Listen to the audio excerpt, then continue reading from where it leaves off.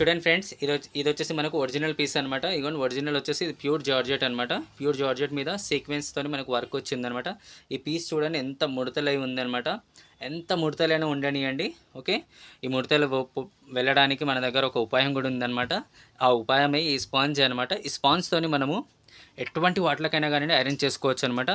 In case మన దగ్గర ఉన్నటువంటి రోలింగ్స్ ఇటువంటి జార్జెట్ శారీస్ కానివ్వండి, షిఫాన్ శారీస్ కానివ్వండి, సాటిన్ శారీస్ కానివ్వండి, లేకపోతే ఎంబ్రాయిడరీ శారీస్ కానివ్వండి, ఎటువంటి శారీస్ అయినా కానివ్వండి, ఫాలింగ్ మెటీరియల్ శారీస్ ఏవైనా ఉండనివ్వండి, వాటిని ఈ విధంగా కింద స్పాంజ్ అనేది ఈ విధంగా కొన్ని లేయర్స్ అనేది పెట్టేసుకొని, ఒక 3-4 లేయర్స్ అనేది పెట్టేసుకొని, కొంచెం ఐరనింగ్ అనేది వేడిగా చేసుకొని, ఇవ్వండి ఈ విధంగా పీస్ అనేది ఈ విధంగా సాఫ్ట్ చేయాలండి ఫస్ట్. ఓకే, ఈ విధంగా సెట్ చేసుకొని ఈ విధంగా ఐరనింగ్ అనేది ఇవ్వండి ఈ విధంగా చేయాలన్నమాట. ఇవ్వండి ఎంత ఫోల్డింగ్స్ చూడండి, ఎంత నీట్గా ఎంత పర్ఫెక్ట్లీ వెళ్ళిపోతున్నాయి చూడండి. మీరు రోలింగ్కి అనేది శారీ అనేది ఇవ్వాల్సినటువంటి అవసరం అనేది కూడా మీకు ఉండదన్నమాట. ఓకే, ఎందుకంటే నార్మల్గా ఐరన్ చేసుకుంటారు కాబట్టి ఆ నార్మల్ ఐరన్ చేసేదానికి ఈ విధంగా కొంచెం ఒక స్పాంజ్ అనేది యాడ్ చేయండి దానికి. ఓకే, ఈ విధంగా స్పాంజ్ అనేది యాడ్ చేయడం వల్ల ఏమవుతుందంటే, ఇందులో స్పాంజ్లో అనేది కొంచెం మెత్తతనం ఉండడం వల్ల అది ఏమవుతుందంటే, ఎంత ఇటువంటి సీక్వెన్స్ పీసెస్ ఉన్నా, ఏమైనా ఎంబ్రాయిడరీ ఉన్నా, ఏమైనా చికెన్ వర్క్స్ ఉన్నా, ఎటువంటి మగ్గం వర్క్ ఉన్నా కానీ అది ఏమవుతుందంటే లోపలికి అణిగిపోవడం వల్ల మనకి ఏమవుతుందంటే ఐరనింగ్ అనేది మొత్తం ఈ వర్క్ అనేది కింద అణిగిపోవడం వల్ల ఐరనింగ్ అనేది పర్ఫెక్ట్లీ ఐరన్ అయిపోతుంది అనమాట. ఇక చూడండి ఎంత నీట్గా ఐరన్ అనేది మనకు అవుతుంది చూడండి.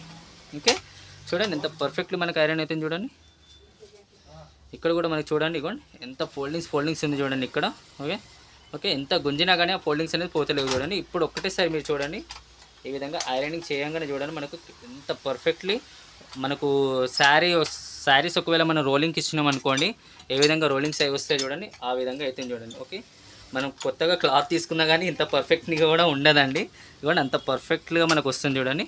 ఓకే, ఈ విధంగా కంపల్సరీ స్పాంజ్ చేసి ఐరన్ చేయాలండి. మగ్గం వర్క్ బ్లౌజెస్లో కూడా కంపల్సరీ మనం స్పాంజ్ చేసి ఐరన్ చేయాలన్నమాట. ఎందుకంటే స్పాంజ్ చేసి ఐరన్ చేయడం వల్ల ఏమవుతుందంటే, స్పాంజ్లో ఉన్నటువంటి ఇందాక చెప్పాను కదండి, మెత్తగా ఉండడం వల్ల అందులో ఏమైనా వర్క్స్ ఏమైనా ఉంటే అందులో అణిగిపోవడం వల్ల మనకు వర్క్ అనేది మంచిగా నీట్గా ఐరన్ అయిపోతుంది అనమాట. ఇవ్వండి ఐరన్ చూడండి ఎంత పర్ఫెక్ట్లీ మనకు ఐరన్ అయిపోయింది.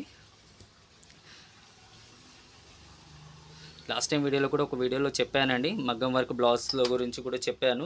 ప్లస్ ఇంకొక వీడియో కూడా రీసెంట్లీ కూడా వేసాను అనమాట, మనకు ఐరనింగ్ చేసుకునేటప్పుడు ఏ విధంగా ఐరన్ చేసుకోవాలనే దాని గురించి. ఇదిగోండి ఇప్పుడు మనకు చూడండి ఎంత పర్ఫెక్ట్లీ రోలింగ్ అయినట్టు ఐరనింగ్ అనేది అయిపోతుంది చూడండి. అదే ఒకవేళ మన దగ్గర స్ట్రీమ్ ఐరన్ కూడా ఉందనుకోండి, అంటే మా దగ్గర ఉంది కానీ నేను చెప్పేది మీకు అనమాట. మీ దగ్గర ఒకవేళ స్ట్రీమ్ ఐరన్ ఉన్నా కానీ కూడా స్ట్రీమ్ ఐరన్ చేస్తూ కూడా మీరు ఈ విధంగా స్ట్రీమ్ చేస్తూ కూడా మీరు చేశారనుకోండి, అందులో వచ్చేసి స్టిఫ్నెస్ అనేది వచ్చేస్తుంది అనమాట. ఓకే, ఆ తర్వాత మనకి ఏమైతే పీస్ అనేది మంచి కొంచెం స్టిఫ్నెస్ వస్తుంది అనమాట. అంటే ఒక 2 టైమ్స్ కట్టుకునేటట్టు మాత్రం కంపల్సరీ వస్తుంది అనమాట. ఓకే, ఇవ్వండి ఇక్కడ చూడండి మనకి ఎంత ముడతలైంది. ఇక్కడ చూడండి పీస్ చూడండి ఏ విధంగా సాఫ్ట్గా ఉంది. ఇక్కడ చూడండి ఎంత ముడతలుగా ఉంది. చూడండి ఐరన్ చేసేటప్పుడు కొంచెం లైట్గా ఈ విధంగా ప్రెస్ చేసుకుంటూ, అంటే ఈ విధంగా కొంచెం లైట్గా గుంజాలండి, ఎక్కువ కూడా గుంజకూడదు అనమాట. రోలింగ్స్ చేసే మెటీరియల్స్కి మాత్రం కంపల్సరీ ఈ విధంగా రోలింగ్ చేసుకుంటూ ఈ విధంగా చేయాలండి. ఒకవేళ బాందిని పీసెస్ కూడా వస్తాయి కదండి, వాటిలో కూడా కొన్ని వాటర్ చల్లి మనం నీట్గా ఐరన్ చేస్తాం అనుకోండి, ఇదే విధంగా సాఫ్ట్గా అయిపోతుంది అనమాట. ఓకే, ఇప్పుడు మీరు చూడండి ఐరన్ చూడండి ఎంత నీట్గా పర్ఫెక్ట్లీ అయింది చూడండి మనకి. ఇవ్వండి ఈ సీక్వెన్స్ కూడా చూడండి ఎంత మంచిగా ఒక ఫ్లవర్లో ఒక ఉన్నటువంటి ఆ లుక్నెస్ అనేది ఎంత నీట్గా మనకు కనిపిస్తుంది చూడండి ఈ విధంగా అనమాట. ఇప్పుడు చూడండి ఫస్ట్ చూడండి మనకి ఎంత ముడతలు ఉండే, ఇప్పుడు చూడండి ఒక్క చిన్న ముడత అనేది కూడా మనకి ఇందులో లేదు చూడండి. ఎంత నీట్గా పర్ఫెక్ట్లీ మనకి ఐరనింగ్ అనేది అయిపోయింది చూడండి. ఇదే విధంగా అనమాట కంపల్సరీ ఐరనింగ్ చేసేటప్పుడు మనం కంపల్సరీ ఇటువంటి స్పాంజ్ అనేది ఒకటి కింద వేసుకోవాలండి. అందుకే మేము ఈ స్పాంజ్ అనేది ఎత్తి పెట్టుకుంటాం అనమాట. కొన్నిట్లలో ఒకవేళ టైలర్స్ అయ్యి ఉంటే మీరు ఒకవేళ బూటిక్స్ రన్ చేస్తున్నారంటే మీకు కొన్ని డ్రెస్సెస్లో కూడా వస్తాయండి. లేకపోతే మీరు తీసుకున్నటువంటి మెటీరియల్ షాప్స్లలో కూడా మీకు ఈజీగా అవైలబుల్ దొరుకుతుంది అనమాట. లేకపోతే అటువంటి పెద్ద రద్దీగా ఉండే షాప్స్ ఉంటాయి కదండి, అంటే ఏ విధంగా అనమాట అంటే కొన్ని బుక్ స్టాల్స్లో కూడా మీకు ఇటువంటి స్పాంజ్ అనేది మీకు ఈజీగా అవైలబుల్ ఉంటుందండి. ఓకే, ఇటువంటి స్పాంజ్ ఒకటి తెచ్చిపెట్టుకోవాలండి. సింగిల్ లేయర్ కాకుండా ఒక 4-5 లేయర్ వేసి చేసుకోవాలండి. ఓకే, స్పాంజ్ ఒకవేళ మనం కాల్చుకుంటే ఒక నెట్టెడ్ క్లాత్కి వేసుకొని మనం కుట్టు వేసుకొని కూడా పెట్టుకోవచ్చు అండి, అంటే అటు ఇటు కదలకుండా ఉండడానికి.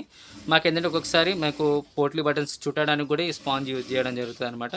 ఇది చాలా యూజ్ అవుతుంది అనమాట. పోట్లీ బటన్స్కి కూడా మనకి ఇందులో నుంచే చిన్నగా సైడ్లలో నుంచి కట్ చేసుకొని పోట్లీ చుట్టడానికి చాలా యూజ్ అవుతుంది అనమాట.